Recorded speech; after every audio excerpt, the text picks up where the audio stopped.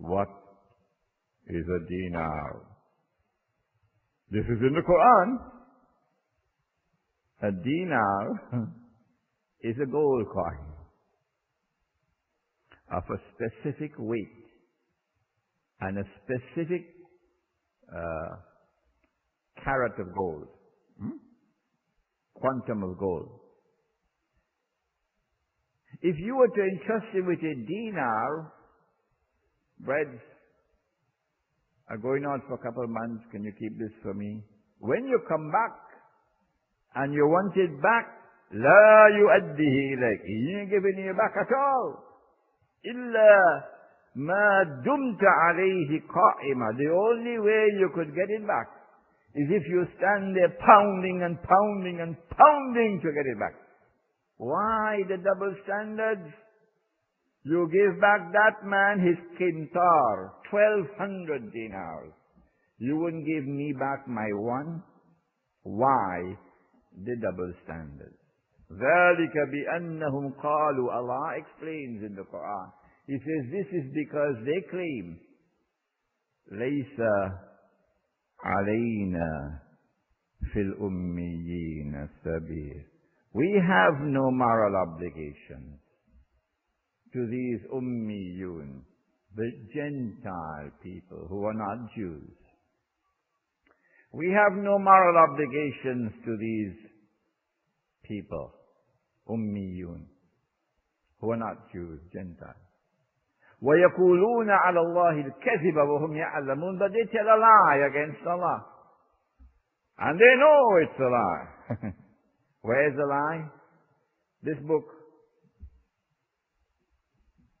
the prohibition of riba in the Quran and Sunnah, is at the back. It does give you all the research. Allah had prohibited riba in the Torah. They changed it. They wrote with their own hands. And the Torah now says, it is haram, it is prohibited for a believer, an Israelite, to lend money on interest to another believer. No, don't do that. Don't rip off your own brother. But it is halal, it is permissible for him to lend on interest to those who are not.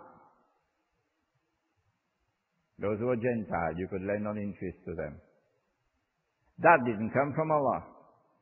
They wrote that with their own hands. Allah says that's a lie. And so here you have in the Quran money, a dinar. Then in Surah to Yusuf, remember Yusuf, they put him in the well? Come on, shake your head. They put Yusuf in the well, remember? All right. And then the travelers came and they fished him out of the well. And then they took him to Misr. Misr is part of Egypt, not the whole of Egypt. And then they sold him into slavery. Remember? Okay. Allah says in the Quran, وَشَّرَوْهُ. They sold him. بِثَمَنٍ بَخْسٍ دَرَاهِمَ مَعْدُودَ. They sold him for a few measly dirhams. Oh my. Not only is dinar in the Quran, but dirham is also in the Quran. A silver coin. How come nobody teaches this subject? And then in Surah Al-Kahf, after the young man had slept for how long? 300 years. Solar calendar 309, lunar calendar.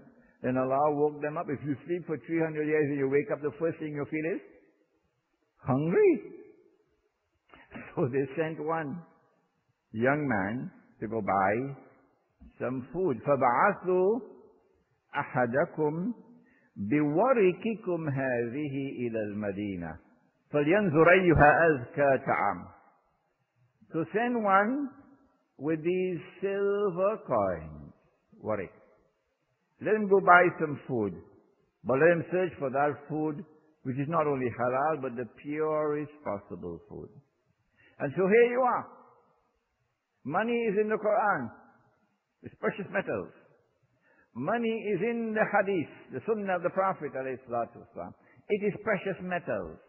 And when precious metals are in short supply, then it would be commodities. If you're in Cuba, Cuba, and you want to bring back sunnah money, and gold and silver in short supply, what would you use as money? No, we don't want to promote tobacco.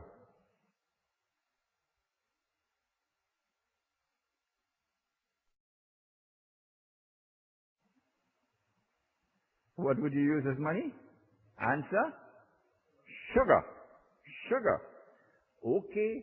What about if you go to the beautiful island of Java in Indonesia? My wife and I drove across the whole island. The beautiful island of Java in Indonesia. And you want to bring back sunnah money?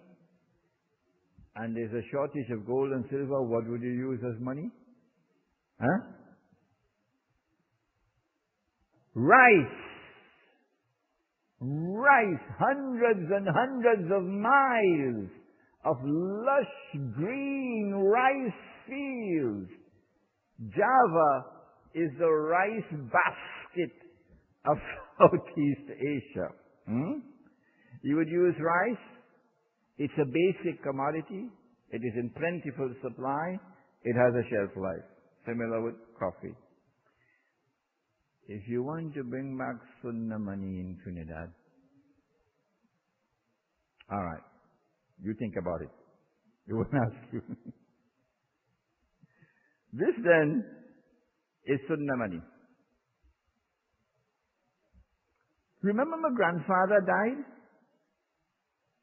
And he left me money, remember? It was 100 dinars, And he could have bought 100 camels. But I couldn't get the money until I was 21. And we said that demand and supply remaining constant in the market for camels. When I'm 21 and they give the money to me, should still be able to buy the 100 camels. It has functioned successfully as money. Gold and silver have functioned successfully not only as a medium of exchange, not only as a measure of value, but most importantly of all, gold and silver have always functioned successfully as a store of value. Ask any banker in Lower Manhattan, and he would tell you, whenever there's volatility in the currency market, wherever there's a stampede, an investment banker always rushes for gold because he knows that he is safe with gold. And do you know that some of the best minds in monetary economics today are saying that gold has a strategic role to play tomorrow in the world of money? That mankind is going to come back to gold. Do you know that Prophet Muhammad ﷺ also said that? Yes. That the time will come when the only thing that you will have of value, namely as money, he said, would be a dinar and a dirham. That was sunnah money. But then came a strange thing when Dajjal attacked. First of all, he transformed Christendom.